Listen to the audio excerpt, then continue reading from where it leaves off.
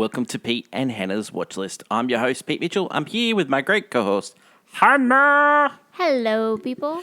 Hannah, we're here today for What's Next, the show where we help you figure out what to watch next. On today's program, Bugonia, Ooh. Good Fortune, Oh.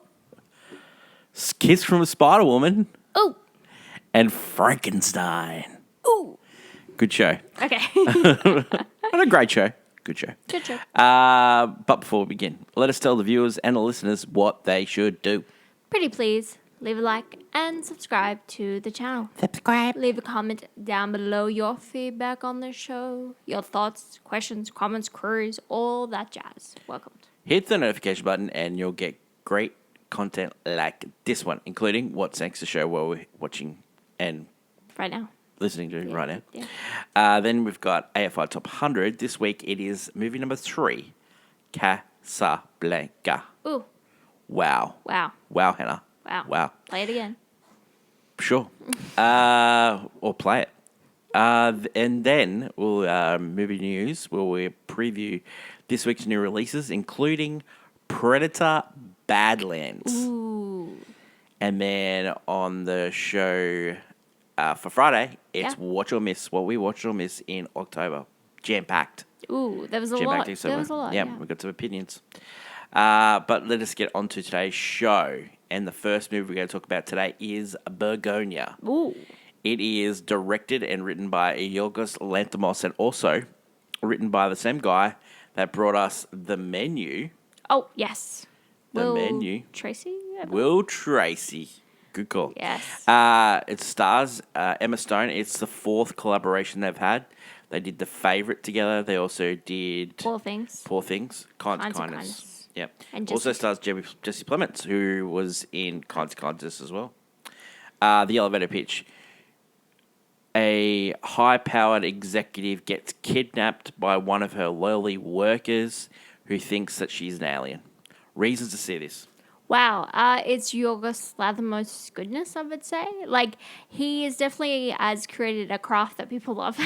Yeah. This film tackles kind of the idea of killing the planet sort of ideas, because she is a pharmaceuticals rep who has basically been involved in some dodgy drug trials, and you have Jesse Plemons who thinks she's an alien who is sent to destroy Earth and, take over mankind.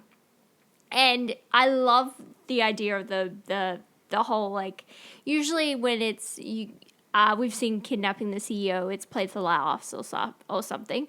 This one is definitely played for the serious tones of, kind of almost, is she an alien or is she a real person? Playing with that idea on the audience as well. And then this film, I wouldn't say it's as comedic as, say, Poor Things. Well, that is my reasons not to, Hannah. Yeah. This movie is not funny.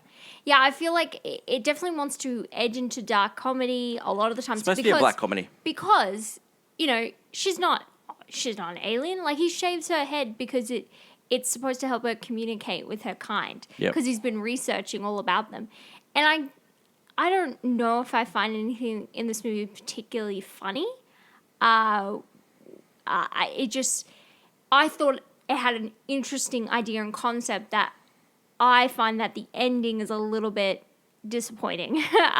Yep. Different to how I felt about House of Dynamite. I find because it was so obvious that the ending he was going for, that I was kind of disappointed it was a Yorgos Lanthimos ending. Like, it was a very played for jokes ending in a very serious topical matter. I felt kind of let down. I was like meh about the ending. My problem with the whole movie is Aidan Delby plays Don, and I just don't like the way they treated that guy in the movie, and I just didn't like it, and I think that guy with Jesse Plemons was supposed to be paid for laughs, and it just didn't work. Like, it really felt flat for me. Normally, like, I really loved The Favourite and Poor Things, and it has a real good dark comedy aspect to this. This felt like, because I know this is a Korean based on a Korean film, but this felt like an episode of Kind of Kindness. Kinds of Kindness that just stretched out to a full movie when you just didn't need it. It probably would have been better off just as a short movie. I will say, for me personally, I loved most of this movie up until the ending, and I think that's where I'm like, I fall flat. I don't find it comedic at all. I was enjoying the tension built between Jesse Plemons and Emma Stone. I think they're both working really I think they are I think the some tension, of the best actors right now. I think the tension got cut away when they tried to play for laughs, But I never saw them as funny. Yeah. But I get why you're like it's trying to play. every time I found I was getting tense and I was really liking it. They do a stupid joke or they do something to pick on Don, and I just didn't like it.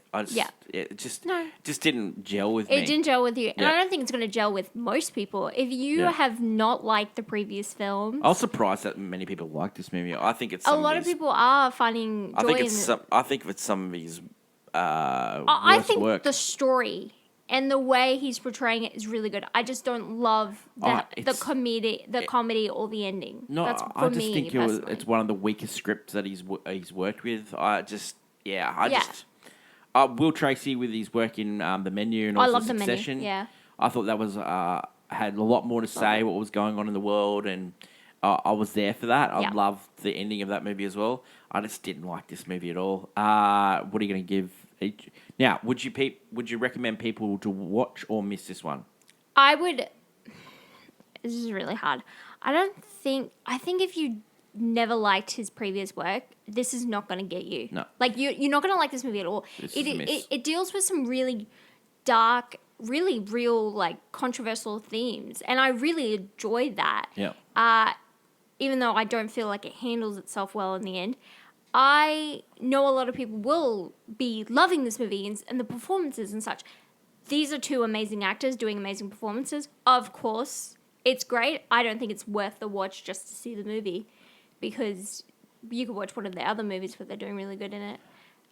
So I don't know. I wouldn't recommend this for people who don't like Yoga Last Month. I wouldn't recommend. I'm gonna ask you a question after every movie now, just like we do with AFI Top 100. Are you ever going to watch this movie again? No. I'll put my hand on heart. I've watched The Favourite and Poor Things multiple times since I first watched them. I saw Poor Things. Multiple times. Love them.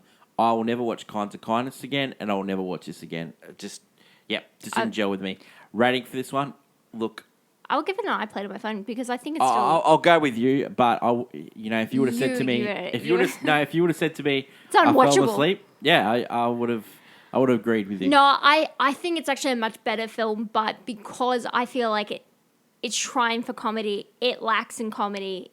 I think it doesn't work for me personally, and I don't think it will work for a greater audience. I think it's just great performances, great themes, just not executed to how I would have enjoyed. It's just not executed to how I would. I really hope that Yorgos and Emma Stone take a break from each other. I think they need. I would love if they took a break because Emma Stone's I love her doing this, but she's like one of the best actresses at the moment. She should do some of. I want Yorgos to work with Colin Farrell again because that was great in The Lobster. Lobster, yeah. So him working with other people, then Emma Stone would be lovely because maybe he could find another Emma Stone-esque person to work with. Maybe Olivia Colman that was good in The Favourite. Yeah, get something. Yeah, we need new, fresh.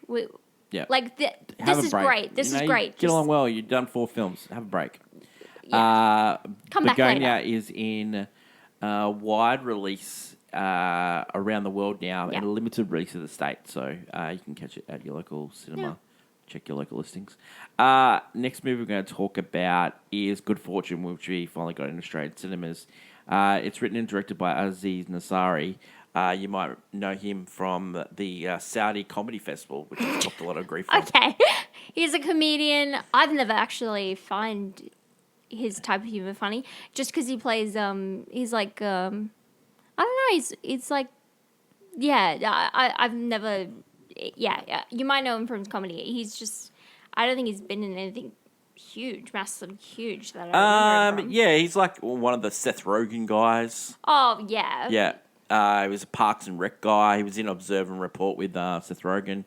Master of None on Netflix. Parks and Rec guy. Yeah, it was Parks and Rec guy. Okay, that's Yeah, it. Parks and Rec guy. That's probably it. Okay, this movie stars Aziz. It also stars Keke Palmer, which we love. Keke Palmer. Which, yeah. We also have Seth Rogen, as I said before. Seth Rogen, yes. And the great Keanu Reeves. And the elevator pitch. When a down-on-luck... Uber, DoorDash driver. Yeah, he's a documentary editor. Slash...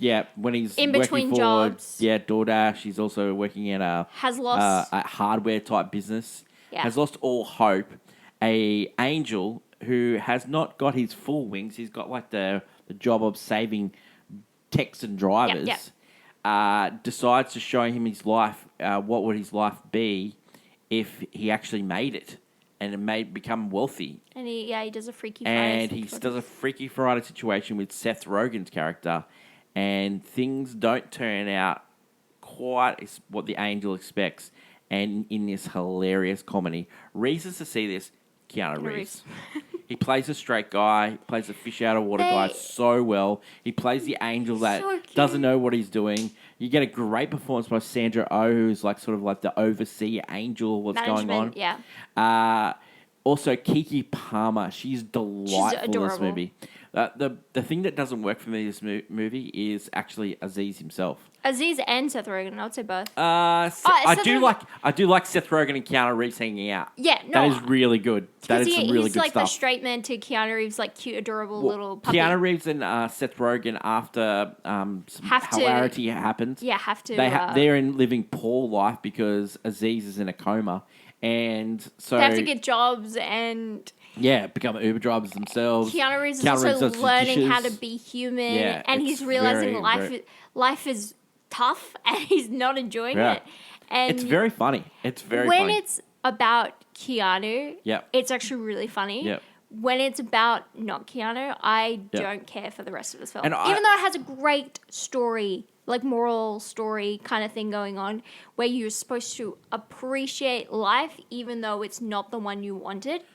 And I love that. The thing that was you needed to make this movie work, and this is one of the reasons not to see this movie, is that you had to believe that Aziz and Keke Palmer were going to get together. I would never believed it. I would never believe Keke would have Keke Palmer is way too good for you. Sorry. Aziz. Way too good. She has more chance with the Hot Ones guy than she does. Yeah, Sean Evans. Yeah. That was one of the reasons not to see. Like, Keanu Reeves did a lot of heavy lifting in this movie. He probably got to help get it made. Not only that, I would say that the movie's quite slow until Keanu Reeves pops in. And the movie itself, the dialogue, like, it's not really punchy comedic. Yeah. It feels very slow. Yeah, It's a Wonderful Life type kind of... That's what it is, feel. And it's just not. It's not charming enough. Like... They're not charming enough until, like, Keanu Reeves is charming. And I think it just comes down, like, the comedians aren't being funny. So it's really hard to get Angel movies are tough. You know, there was a Paul Hogan movie called Almost an Angel. I don't know if the... And it was panned by a lot of people. And it was, like, Paul Hogan's a big movie after he made Crocodile Dundee. Yeah. Didn't work. I saw it in cinemas, Angel movies are tough. They're tough. Yeah, I think you get one that's good and then... Okay, would you recommend people to watch or miss this?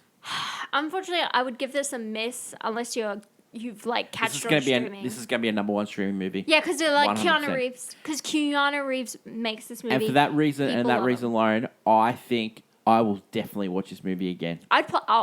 If this is on Netflix or Amazon or whatever, I will watch it again. I will 100% watch it. Skip ahead, get to the Keanu Reeves bit, and then... Keanu Reeves and Seth Rogen just down there out, living in a Motel 6 motel room.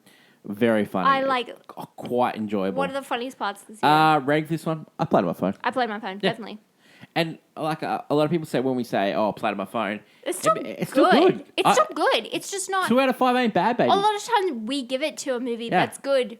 And we maybe should change I played on my phone to 2.5 out of 5 because it's a pass. Or give it a new rating where it's just no 2. Just give 2.5 out of 5. It's just all 2.5. Yeah. No, I feel like sometimes it's good, but we might not appreciate it as much, or we just think it's good, but Yeah, there's like a It's not 30, unwatchable. 30 to 40-minute stretch where it's so funny. Both of us were really like hitting each other going, this is funny. This is And funny. then there was like an hour where it just wasn't good. It's different to the other comedies we've had this year. Yeah. Where with the Roses and Splitsville, which Where we were laughed the whole way through. funny the Yep. whole way through. This only had it when you had Keanu Reeves, and that's Seth Rogen, yeah.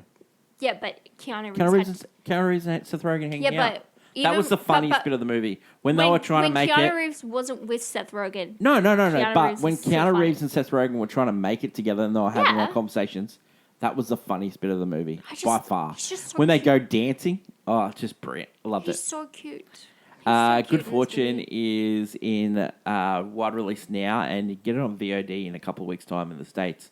Yeah. And we'll let you know when it comes to VOD in Definitely. Australia. The next movie we're going to talk about is Kiss from a Spider-Woman. This is a remake of the 1985 movie, which starred Raul Julia and William Hurt, and also Sonia Braga. Sonia Braga and Raul Julia were in one of my favourite movies growing up called The Rookie, which no one likes. This remake is written and directed by Bill Condon, who gave us Chicago. He wrote Chicago. He also won an Academy Award for Gods and Monsters, which starred Sir Ian McKellen and Brendan Fraser. This movie stars Diego Luna, and it also stars Jennifer Lopez. Yeah. The elevator pitch. You are in a prison, and the only way you can get through the time as a political prisoner is to hear stories from your fellow inmate about his favourite movie, Kiss from a Spider-Woman. Which also happens to be a musical. Yeah, which also happens to be a musical starring the great Jennifer Lopez in the dreams of both of them. As Ingrid Luna. Reasons to see this movie. The songs are actually catchy. No. The songs are catchy. No. I like the songs. Sure, okay. They were performed terribly. The dancing was I want to go there. atrocious. The sets weren't great. These are all reasons Well, to see. no, the sets make sense. They're mocking the fact that old musicals used to have just like sets. Yeah, no. But the problem with that is They- that actually They made them look like that was computer generated. Okay.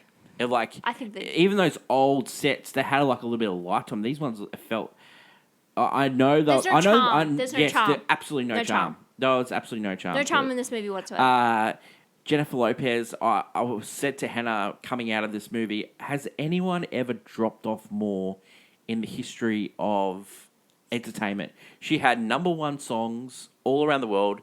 She had #1 movies. She couldn't miss with movies. And now she's making remakes of a 1985 movie that barely scratched the surface. And, you know, that this got turned into a stage musical. I can tell. This has been adapted by Bill Condon. It's sort of set on the backdrop of 80s Argentina, where the government was rounding up political prisoners, trying to find out things, but then they got overthrown in 1983. Based on a book, and then it got turned into a movie, and then it got turned into a stage show, and now it's got reimagining it as a stage show. I didn't like the dancing. I didn't like, I did like some of the songs. I have to admit, I did like some of the songs. I didn't like the performance of those songs. I thought Diego Luna's performances were, wow. I think it's there because I unfortunately do find that I wouldn't put it past, but Diego Luna's there because he's Diego Luna, and they needed someone who had a little bit of a name and also that could fit the description of the character. He probably had some cachet from Andor and that's what I'm just like. And Jennifer Lopez came to him with this idea, and he goes, "Yeah, let's do it." Yeah, I this movie also is like deals with the tragic gay trope, and it deals with like political themes that don't really go anywhere because the whole movie is just like for this guy to go into his fantasy world of this musical movie and how the movie kind of relates to their situation and their growing love for each other. This movie has a lot. It's just a lot going on. The problem with this movie is sort of the fact that it's so dark and bleak then you go to this movie, which is the complete opposite, and it's very jarring the entire time. Yep. And the fact that it's supposed to be like almost a loving homage to musical theater as musical movies, we're talking about the MGM style big grand musicals. That's what it was going for. As a lover of those movies, I didn't feel that they appreciated those movies. I could sometimes point when they were doing certain movies, but I didn't feel like it was a loving homage because these people aren't adept at musical theater, whereas back then they trained so hard to perfect those roles. Even the costuming, like, there was so much focus back then on how costumes would look and feel on screen. And in this movie, I feel sometimes they were just picked because, Jennifer Lopez looked really hot in it. And, I get that, but, yeah, I just find this movie is a bit hard to, I don't want Hollywood to keep making these, bad movie musicals that are also political, because we got Amelia Perez, and that won awards. We shouldn't be doing that, where we're awarding bad musicals because they have a political theme tied together with it. Yeah. I feel like we should be focusing on either the, actually melding the two together properly, or, the musical numbers. I know you were like the songs. I didn't think I know if a song's good if I'm tapping my foot. None of these songs were that good. There was a couple. You just like it because you're like, oh yeah, no, Jennifer Lopez. No, no. Do you know? Because Tonna Tua, who plays Louis in this movie, there's a song where he's trying to get himself out of the head, and then Jennifer Lopez comes in and says, "Don't think about it. Think about." What your life want to be. I really enjoyed it, and every time that songs came on, I was like, oh, okay, I'm out of this jail cell. There's so many things going on, and it's sort of really jarring you're seeing all this bad stuff happen to Diego Luna's character, torture and all these things, and then you go into these glamorous musical numbers and. I don't know. I mean, it's sort of escapism, but it's I know done what they were. I know poorly. I know what they were trying it's for. Not executed properly. Yeah, the set. The set of the jail cell as well. It felt fake. It felt trapped inside a play rather than a movie. It did. It really did. It really did. And another thing, none of these performers, while they're doing their best here, I don't feel like they're really meant for these roles. They were born to play these characters. And I don't think Jennifer Lopez is doing anything but just being a character of a beautiful woman that is Jennifer Lopez. All right, let's not talk about this anymore. I don't want to. Nah. It's a miss. It's a miss. We're never going to watch this movie again. Never again. We're never going to watch this movie again. And I want to give it, and I fell asleep because it's pretty bad. I fell asleep 100%. It's going to be on streaming in Amazon because it's by Artist Equity. They have a deal with Amazon.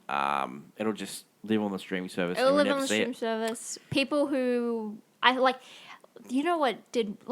it's weird that they even let this. They wanted to have a theater release because I think they wanted to give buzz to Jennifer Lopez. Because I think it might have been part of the divorce settlement. No, they had all that other stuff beforehand. No, get your ex-wife Academy Award. That's what they're trying for. Well, she had that musical video thing that she's trying to do. Yeah. Kiss of the Spider-Woman is in release now, and you can catch it streaming soon. Yeah. Okay, the final movie we're going to talk about today releases on Netflix this week, November 7th. It is directed by Guillermo del Toro. It is Frankenstein. Now, I don't know if you've seen a lot of Frankenstein movies before, but the elevator pitch is basically that when you have a father who is a doctor, treats you poorly, your mother dies giving birth to your brother, you decide that you're going to create life again. You're by multiple different parts of human beings coming together to create life again because you've been really effed up by the loss of your mother. Reasons to see this. Reasons to see this. I mean, it's Guillermo del Toro. You know what? You know what I like about this movie? I like that it looks amazing. You Yeah, can definitely but- tell there's a lot of money spent on the screen here. Yeah. 2, it's campy. Oh, it's Campy. It's Guillermo. Oh, it's so campy. He made. I can see why Andrew Garfield didn't want anything to do with this because he pulled out notoriously 7 weeks before Yeah. shooting, and I know why. Because this movie is not played seriously. It is camped, and I like it. Yeah, this is you like- can tell Oscar yeah. Isaac knew what this was supposed to be. He knew that I'm going to be Ladies, really, really ladies, serious he here, knew. and really, really serious here, but with a twinkle in my eye. Serious, but a twinkle in my eye. And that's why I think this is a reason to see. This is like if Guillermo del Toro was like allowed to travel back to when we were making monster movies. Yeah. Back like Swamp Thing and all that, back in the 30s and 40s. Wouldn't you like and to see him do Swamp Thing? He literally was like, I'm going to make the movie I wanted to make. I would love him to see him do it all. I'd love him to see him do Dracula. I'd love him to see him do Werewolf. Him Wolfman. just do the monster universe. Just do the monster movie. I love it. Another reason to see this movie, Oscar Isaac. I thought he was over the top in this. Brilliant. Jacob Elordi, He actually as works. the monster, it actually works. He actually Because plays. he Mia Goth, she's fantastic in this film. She's the brilliant in thing this with film. Jacob Elordi is that the creature, the monster, Yeah. he's like learning to you get to see Oh, it's him so good. learning to like understand the world and love it. Yeah. And Jacob Elordi plays that well because he comes off that. He's still fresh actor, Yeah. so he gives that when he's It in comes his off like as performances. a Bambi with his feet, you know? Yeah, and it really but- works, and you can tell Guillermo really liked that. Yeah, but you're bearing the lead here. Apparently.